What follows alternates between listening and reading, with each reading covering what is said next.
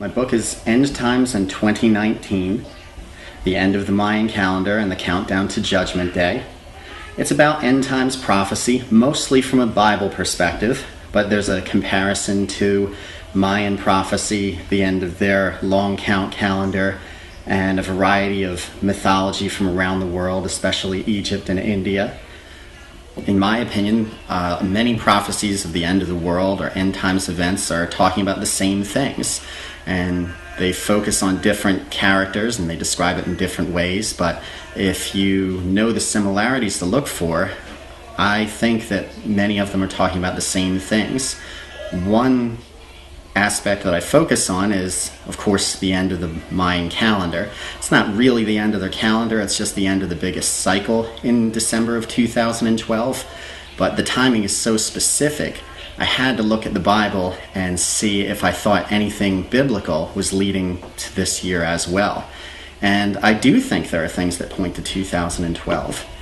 There are multiple things in Isaiah and the book of Daniel that lead to 1967, when Israelis took the land of the Temple Mount and reestablished Jewish control of that area. I think that's very important for the Jewish people and religion, and I think that was emphasized in various biblical prophecies. The book of Daniel also mentions different timelines in terms of 1260 days, 1290 days, 1335 days.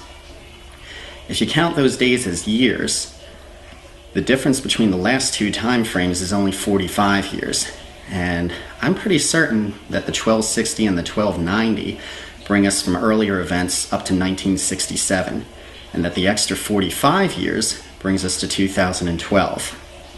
That got me to consider a lot of other things.